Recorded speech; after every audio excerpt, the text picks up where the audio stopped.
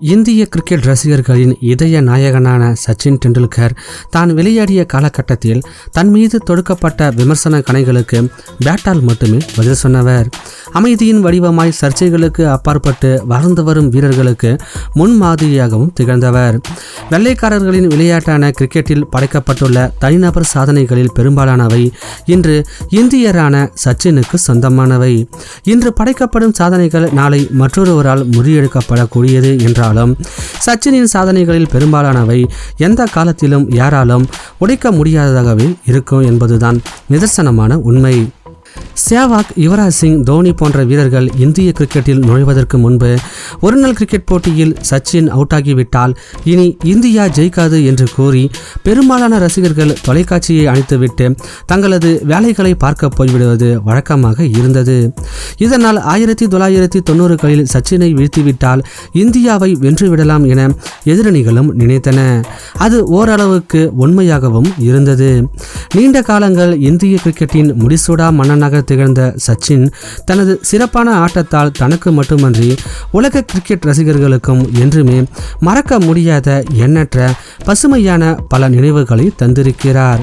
இந்த உலகமும் கிரிக்கெட்டும் வாழும் வரை சச்சின் மற்றும் அவருடைய ஆட்டத்தை பற்றிய நினைவுகள் அனைவருடைய மனதிலும் நீங்காமல் இருக்கும்.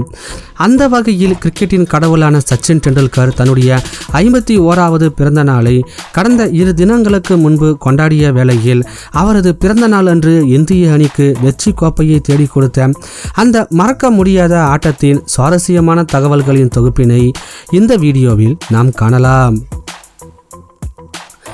கடந்த 1998ஆம் ஆண்டு கொக்கோ கோலா கோப்பைக்கான முத்தரப்பு கிரிக்கெட் தொடர் ஷார்ஜாவில் நடைபெற்றது. இந்த தொடரில் இந்தியா மற்றும் ஆஸ்திரேலிய அணிகளோடு 3வது அணியாக நியூசிலாந்து அணியும் பங்கேற்றது.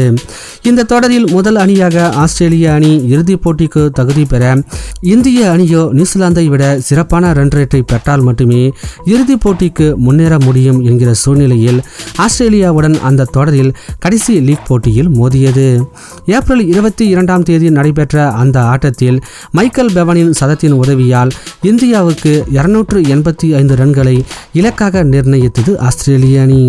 பின்னர் தொடர்ந்து களமிறங்கிய இந்திய அணி 31 ஓவர்களில் 143 ரன்களுக்கு 4 விக்கெட்டுகளை இழந்திருந்த நிலையில் ஷார்ஜாவில் வீசிய மணல் புயல் காரணமாக ஆட்டம் 46 ஓவர்களாக குறைக்கப்பட்டு 276 ரன்கள் வெற்றி இலக்காக இந்தியாவிற்கு நிர்ணயிக்கப்பட்டது. இந்த ஆட்டத்தில் இந்திய அணி தோற்றாலும் ஏப்ரல் 24ஆம் தேதியில் நடைபெற்ற இறுதிப் போட்டியில் டாஸ் வென்ற இந்திய கேப்டன் முகமது அசாருதீன் பந்துவீச்சை தேர்வு செய்ய ஸ்டீவாக் மற்றும் டேரன் லீமன் ஆகியோரின் அதிரடியான அரை சதத்தின் உதவியால் ஆஸ்திரேலிய அணி 273 ரன்களை இந்தியாவிற்கு வெற்றி இலக்காக நிர்ணயித்தது. இந்த போட்டியிலும் துவக்க ஆட்டக்காரராக சச்சின் டெண்டுல்கர் களமிறங்க அந்த நாள் அவருக்குண்டான நாளாகவே அமைந்தது. பிளமிங்கின் 5வது ஓவரில் இன்சைடேஜான பந்து ஸ்டம்பில் படாமல் பவுண்டரியை நோக்கி செல்ல அதனைத் தொடர்ந்து ஆட்டம் சச்சினின் கட்டுப்பாட்டுக்குள் வந்தது.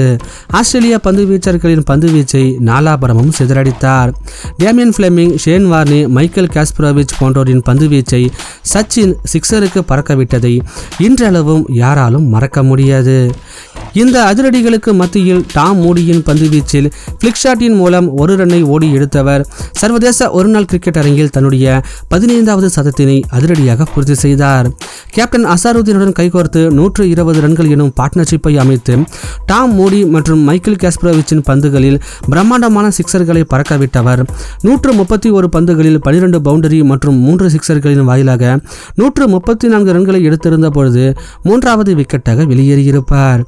இந்தியாவின் வெற்றிக்கு 33 பந்துகளில் 25 ரன்கள் தேவைப்பட அசாருதீன் மற்றும் அஜய் ஜடேஜாவோடு கடைசி கட்டத்தில் பவுண்டரி அடித்து வெற்றி பெற வைத்த ரிஷிகேஷ் கனிட்கரின் அதிரடியான ஆட்டத்தின் மூலம் 9 பந்துகள் மீதம் இருந்த நிலையில் 6 விக்கெட்டுகள் வித்தியாசத்தில் அபாரமான ஒரு வெற்றியை பதிவு செய்து தொடரையும் கைப்பற்றியது இந்திய அணி. அடுத்தடுத்த 2 போட்டிகளில் சத சதமடித்து ஆட்டநாயகன் விருதை வென்றதோடு தொடரில் 57 என்கிற சராசரியில் 435 ரன்களை எடுத்த சச்சின் டெண்டுல்கர் தொடர் நாயகன் விருதையும் வென்றார்.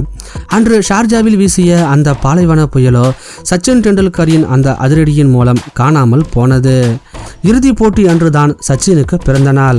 அதனால் ஷார்ஜா கோப்பை சச்சினின் பிறந்தநாள் பரிசாகவும் அமைந்தது. இந்த தொடரில் தொடர் நாயகனான சச்சின் டெண்டுல்கருக்கு பரிசாக ஒரு ஓப்பல் ஆஸ்ட்ரா காரும் வழங்கப்பட்டது. அந்த காரில் அமர்ந்து கொண்டு இந்திய வீரர்கள் மைதானத்தை சுற்றி ஆரவாரம் செய்த அந்த ஒரு காட்சியானது என்றென்றும் இந்திய கிரிக்கெட்டின் வரலாற்றில் மறக்க முடியாத தருணங்களாக பார்க்கப்படுகிறது.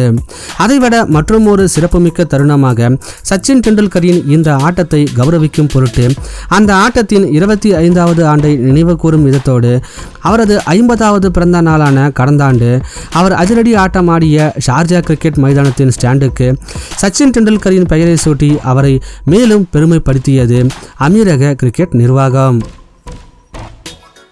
நண்பர்களே, இந்த வீடியோ உங்களுக்கு பிடிச்சிருந்ததுன்னா ஒரு லைக் பண்ணுங்கள். உங்கள் நண்பர்களுக்கும் இந்த வீடியோவை ஷேர் பண்ணுங்கள்.